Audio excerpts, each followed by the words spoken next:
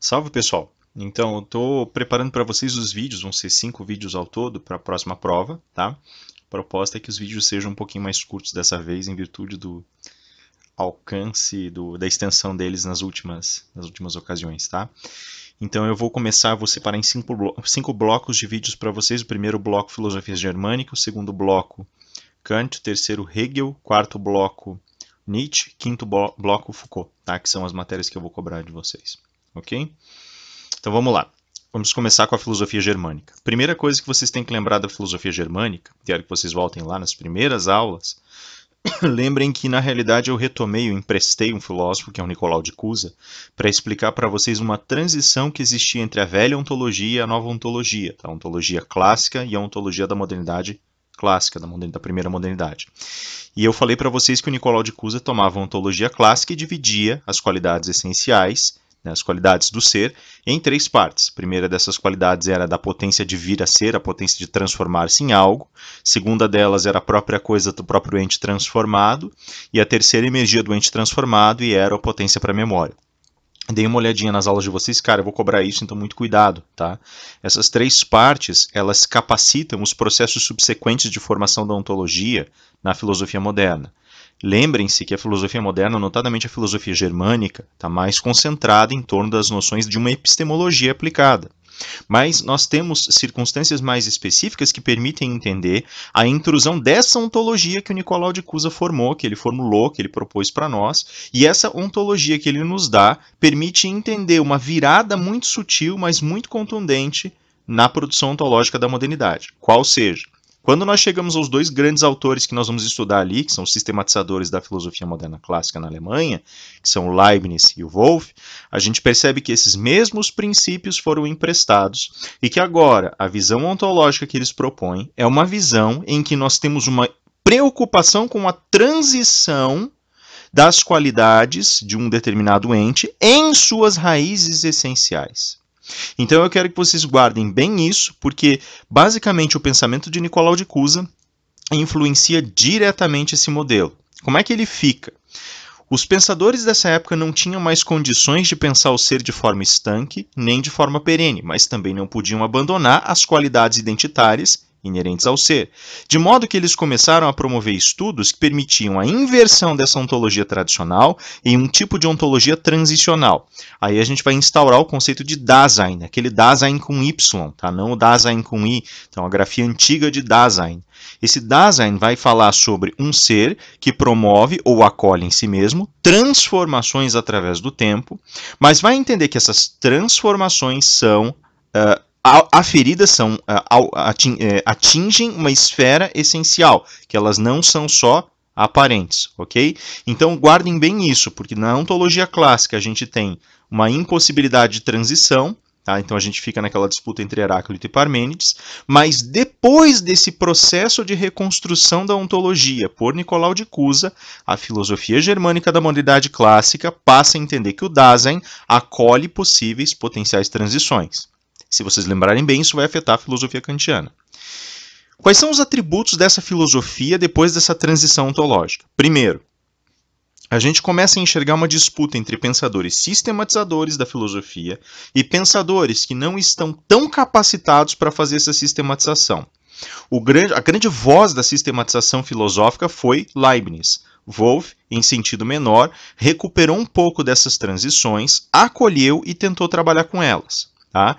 Essa linha que foi sendo construída, ela foi gradativamente crescendo e aos poucos foi formando um grande movimento, que justamente no Christian Wolff vai ter o seu grande representante, que é o movimento racionalista germânico. Tá? No lado oposto, eu citei para vocês um cara chamado Christian Thomasius, que teria fundado um movimento que ficaria conhecido depois como movimento thomasiano. Lembrem que eu comentei com vocês sobre uma disputa que ele tinha com o Wolff, inclusive, e a propaganda negativa que ele fez do Wolff. Esse Thomasius fundou um segundo movimento, que tem certas estruturas racionalistas, mas que é mais embasado na herança do pensamento religioso medieval e por isso acabou sendo conhecido como movimento pietista, ok? Então, basicamente, nós tínhamos essas 2 grandes linhas de pensamento, a racionalista e a pietista. Características gerais da racionalista. 1. Sistematizadora. 2. Universalizante. 3. Fundamentava-se na matemática e na lógica. Ok? Então, ela era basicamente sistematizada porque ela partia desses dois grandes pressupostos, a matemática e a lógica. E o movimento pietista? O movimento pietista ele não tinha essas intenções sistematizantes, mas tinha uma intenção universalizante sob a premissa da força criadora de Deus, era herdeira do pensamento medieval e sustentava ainda assim uma influência muito pesada dos traços religiosos, mas sob a releitura apresentada pelo movimento reformista. Ok? Então aqui a gente vai ver a demonstração mais clara da influência reformista na produção do pensamento germânico. Eu citei vários pensadores que vinham na sequência desses para vocês. Eu citei Crusius, por exemplo, foi um sujeito que foi bastante elogiado pelo Kant. Eu citei Jacobi, citei, enfim, vários pensadores que vão ter vão promover o alargamento dessas linhas de pensamento e vão começar a propor determinadas discussões que são centrais. Então você já tem agora os movimentos, você já tem as características e você já tem a virada ontológica. Quais são as grandes discussões do momento?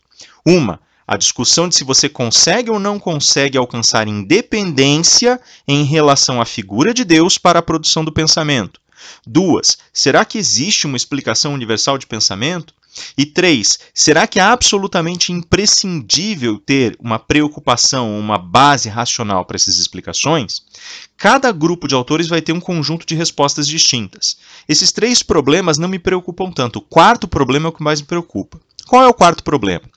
Como as preocupações todas envolviam tentativas de redução principiológica, tanto no movimento racionalista como no pietista, nós começamos a observar que aquela transição da ontologia que nós vimos lá no começo precisava necessariamente ser absorvida no discurso, na fala, na escrita. Fosse esse discurso puramente racional, fosse esse discurso um discurso de bases cristãs. Como era necessária essa absorção? Ela basicamente foi elaborada dentro de um contexto que tentava retirar da matéria, do mundo material, e lançar na projeção transcendental ou puramente racional o conjunto de explicações para que a própria transformação acontecesse. Então esse último problema é o mais importante para nós, lembrem bem dele. Qual é o problema que nós temos em mente? Como as coisas vêm a ser? Essa era a pergunta, que já estava, aliás, colocada lá no Nicolau de Cusa. Como é que as coisas vêm a ser? Na cabeça do racionalista, principalmente na cabeça de Leibniz, as coisas vêm a ser porque as suas possibilidades se concretizam, de modo que a causa de um determinado ente está em suas possibilidades. Por outro lado, para o pietista, as coisas vêm a ser por vontade divina. Nos dois casos, a gente transplantou o problema da causalidade para um terreno transcendental, ideal ou minimamente racional. E nessas duas situações, o que nós criamos é um problema, porque nós sabemos que a cadeia de causalidade e causação ela é material. Agora, quando isso acontece, quando nós fazemos essa transferência, nós criamos um equívoco. E esse equívoco deflagra toda uma série de problemas para as filosofias vindouras. Esse equívoco é basicamente o equívoco de dizer que a possibilidade causa o ente. Isso significa basicamente que nós invertemos a relação de raciocínio. Essa relação só vai ser corrigida na modernidade tardia, quando o movimento racionalista puro é superado pelas releituras kantianas. Lembrem-se, o Kant vai fazer uma leitura de Hume, vai ficar encantado com o Hume e vai entender que, muito embora o Hume não tenha razão a respeito dos fundamentos da produção do pensamento, ou seja, Kant continua sendo um racionalista, continua tendo uma adesão racionalista, ainda assim é necessário absorver certos princípios do empirismo humeano, já que o Hume tinha razão a respeito de algumas coisas.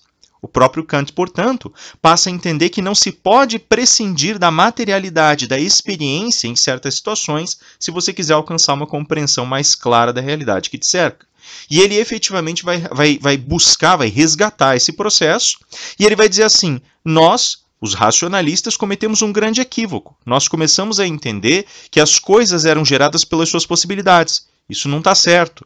A possibilidade, na realidade, é gerada pela observação da coisa em si, quando ela está diante dos nossos olhos. É a experiência que faz a cabeça da gente cogitar as possibilidades. Então ele demonstra que houve uma inversão, a exemplo da inversão que nós discutimos no bimestre passado, que diz respeito à relação de causa e consequência da escravidão lá em Rousseau. Aqui, essa inversão vai ser corrigida no pensamento kantiano, uma das razões pelas quais Kant não vai ser entendido como um racionalista puro, mas antes de tudo como um criticista, ou seja, como um porta-voz de um movimento autônomo que na realidade começa e se encerra basicamente com ele. Então o que vocês têm que lembrar aqui? Por favor, lembrem, da observação ontológica de Nicolau de Cusa, dos racionalistas e dos pietistas, da disputa que havia entre os dois, das características centrais de cada movimento. Racionalistas, então, a universalização, pensamento matemático, pensamento lógico, sistematização do pensamento. Pietistas, fundamento num transcendentalismo divino ou divinizante, a observação de uma universalidade não necessariamente sistematizadora, o vínculo ao pensamento medieval e ao seu legado, a observação de uma influência reformista pesada. Dentro desse contexto, os grandes problemas que surgem, então, eu preciso de Deus para explicar a realidade ou não, eu preciso do sistema, eu preciso da razão, o homem se basta ou não se basta, e principalmente, o que vem a causar o ente, o que vem a trazer o ente para o mundo. A resposta dos racionalistas para isso, dos racionalistas clássicos na Alemanha para isso, no território germânico, perdão, para isso era a possibilidade gera o ente, e a resposta que Kant oferece, dizendo que houve um equívoco aqui, é a de que houve uma inversão dessas relações, uma recomposição dessas forças, e que na realidade a possibilidade surge da nossa especulação ao observar o ente já conformado, já realizado. Ok? Esses aqui, então, eu basicamente estou tentando fazer da forma mais resumida possível para vocês. Revisitem as aulas, deem uma espiadinha nos textos que eu deixei e vejam a composição geral dessas explicações. Vocês vão ter sobre isso uma questão de verdadeiro ou falso. Cuidado com as informações que eu passei, revisem as anotações de vocês, revisem os slides, os esquemas e qualquer coisa me procurem. Eu volto daqui a pouco com o próximo vídeo para vocês. Um abraço, pessoal!